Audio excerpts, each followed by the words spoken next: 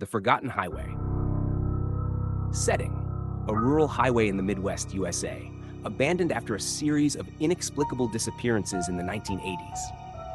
Rumored to be haunted, this highway, once a bustling connector for small towns, has become a place avoided by locals, ignored by authorities, and nearly erased from modern maps.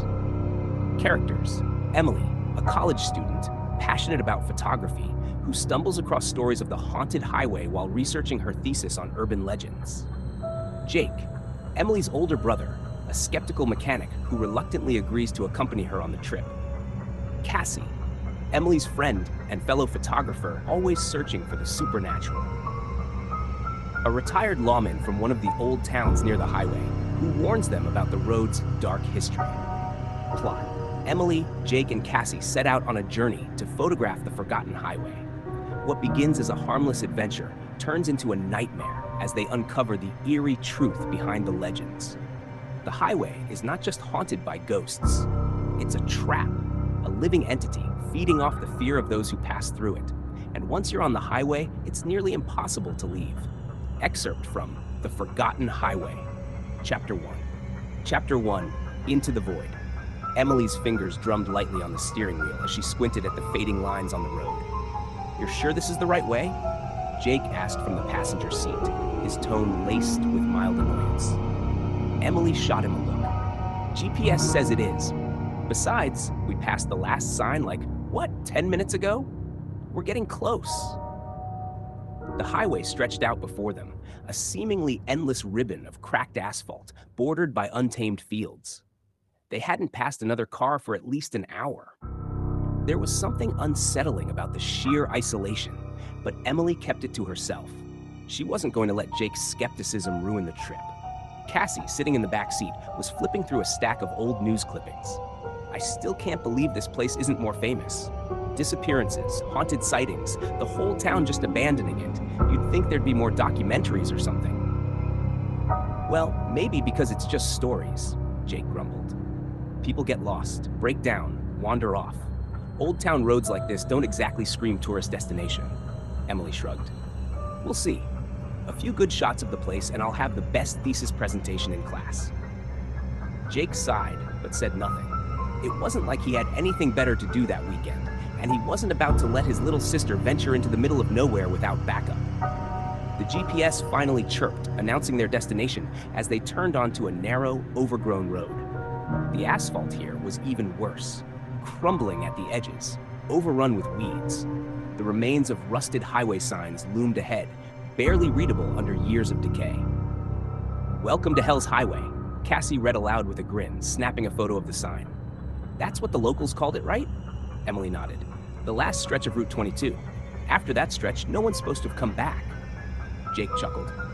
"Except for the old sheriff, right? What's his name again?" "Thompson," Emily replied. "He's the one who's been warning people for years. Claims it's cursed." Cassie's grin widened. "Perfect."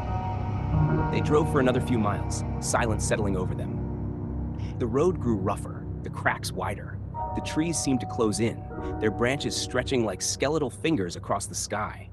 The deeper they went, the more the air felt oppressive, heavy, as if the highway itself was watching them.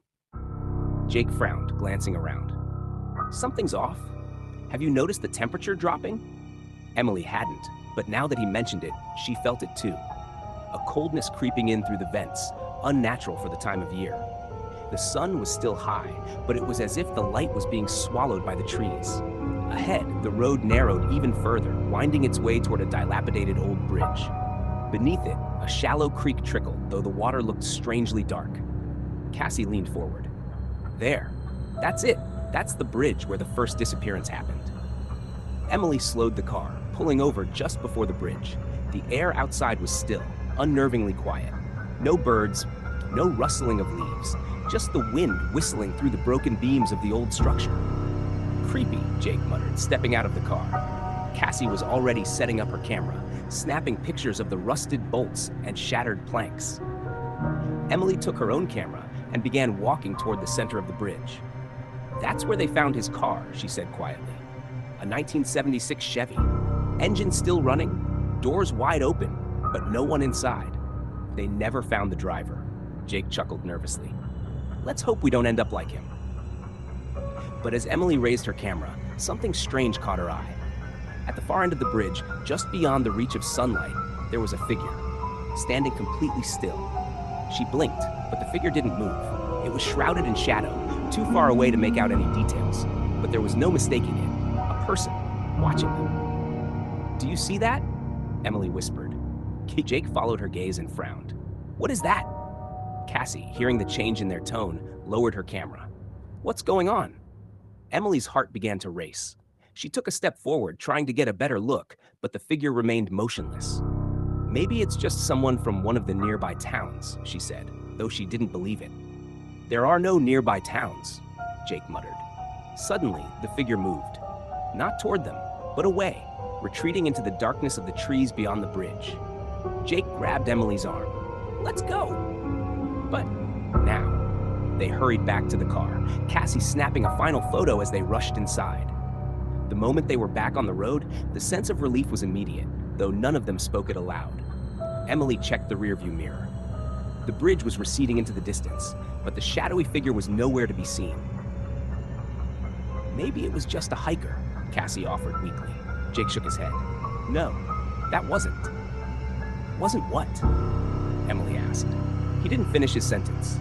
He didn't need to. That's a portion of the story to set the tone and establish some of the tension. Let me know if you'd like to continue this or make adjustments. I can expand from here into the deeper horror that lies ahead.